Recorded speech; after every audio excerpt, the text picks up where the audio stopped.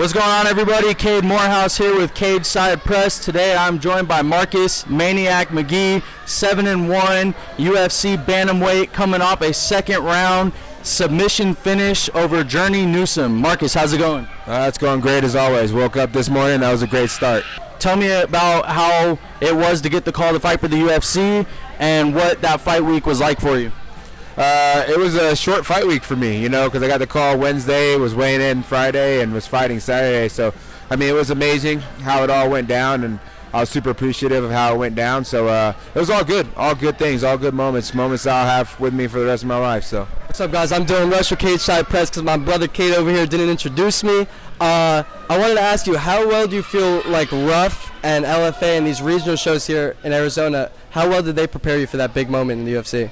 They prepared me well as well. It wasn't a big crowd, so that ended up being at the Apex. So since there wasn't a big crowd, it was more like a gym atmosphere. But I have had a lot of moments at Ruff and at LFA with big crowds and a lot of support. So when it comes time to step in front of a crowd, I feel confident that I'll be able to show out just like I showed out here in Arizona. Now, Marcus, I got to ask you, this gym here, it's a great facility, one of the best in the world. Can you tell me about the impact your coaches, your teammates have made on not only your career, but helped you grow as a person? Yeah, that's exactly what I would say. It's more so than just my career, it's me as a person, right? It's everything that comes along with it. Just being in here day in and day out, and just crossing paths with the energy of these guys and seeing them be fathers, seeing them be husbands, seeing them be community members, and just being good men, and there's not a whole lot of that. There's a lot of good men out in the world, but there's not a lot of good men in the world. So to be surrounded by such great men who are pushing and striving to be better men and just super humble, it's definitely made a huge impact on me and who I want to be and the platform that I want to exude. I want to know more about Munchies with Marcus, Punches and Pints. What can you tell me about the podcast? What can you tell me about the cooking show?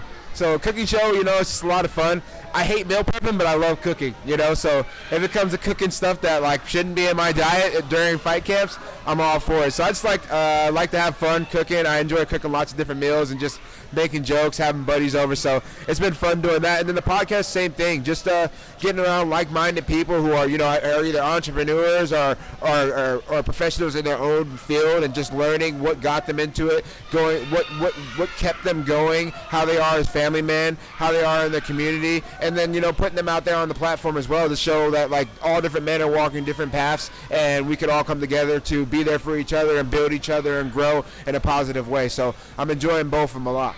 I like it. Punches and Pints, episode 9, I believe, just came out recently, last week. What is it? Is it on all streaming platforms? I'm only on YouTube right now, but I am coming out on Spotify too. So there'll be just the recording version of it as well. Okay. Punches and Pints is the podcast. Check it out. It's a good one. Marcus, I got to ask, you guys play a crazy game. Probably the craziest game in the world. What about this fight with JP Buys are you excited about, and how do you see the fight going for yourself? I'm always excited to fight, and it's a fight, right? It's a crazy game. There's no guarantees here. I can train as hard as I can and still not come out on top, But my plan is to come out on top and with a finish, I have a lot of expectations of myself, and I have a lot of faith in myself and my abilities, and I do believe I can find that finish, via the feet or the ground. So that's what I envision me finishing the fight. But again, I don't like to hold on to too many things, right? I'm not thinking about what's going to be the end goal. I'm just planning on going in there, going in there the best I can, and then putting all my tool sets up, and then we'll see what happens at the end of the fight. But crazy game, right? There's no guarantees in this game. Highs, lows, and I'm here for it all. Yeah, you're a very exciting bantamweight, and when I saw you fight the last time, I was very impressed. I'll say 2 years. In the next 2 years, will Marcus McGhee be a top 5 bantamweight or a UFC champion? I would concur. I would concur with that. I do agree. I think I have all the. First off, I have my team, what I'm saying, and they're going to push me each and every day. And if you look at the guys we have here, all of them are either on the cusp of being top 15 or in the top 15, or have been in the top 15. So that's amazing right there. And then just my faith, walk by faith, not by sight. I said that after my last interview, and I truly believe that. God has been with me at my worst, and he'll be with me at my greatest, and I truly believe that he's going to keep pushing me to strive to use my platform to push positivity and show that it doesn't matter where you come from, how old you are, what you're doing, that you can be a champion in anything in life, period. So that's what I want to show the world. So yes, I think so. I got 2 more for you, Marcus. And speaking of God, you got some God-given power. I know you could work on power, but you can't really teach the God-given power you have. I wanted to ask you, I usually finish interviews with this question, but I got one more after it. When it's all said and done, fighting, training, coaching, whatever it may be, what do you want people to remember most about Marcus Maniac McGhee above all else?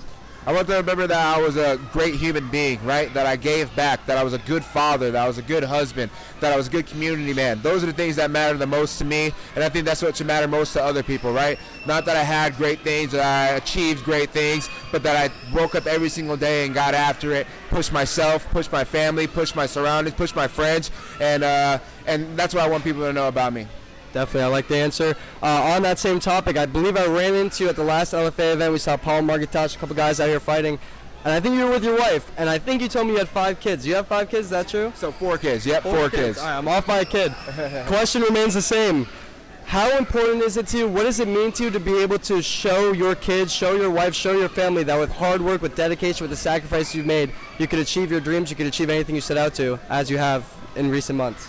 It's super important to me. I mean, they drive me, they drive me in so many ways because, again, I didn't have that type of upbringing. I didn't have all those type of attributes around me. So to be able to show them that, hey, even without those things, you can. If you put your heart, you put your mind to it, and you put your spirit into it in the right way, you can achieve everything you want in this life, And then just having faith, right? Faith in God. Not faith that everything's going to be easy, but faith that he's going to give you the strength to push through it when it's hard, right? Because it doesn't mean it's going to be easy. Everyone thinks that, if God's with you, it's going to be easy. Sometimes it's going to be harder than it would if he wasn't with you. But at least he's there with you and you're never alone, So I push that with my kids, and it's cool to see them trying to kind of take it on their own. They get into their own sports.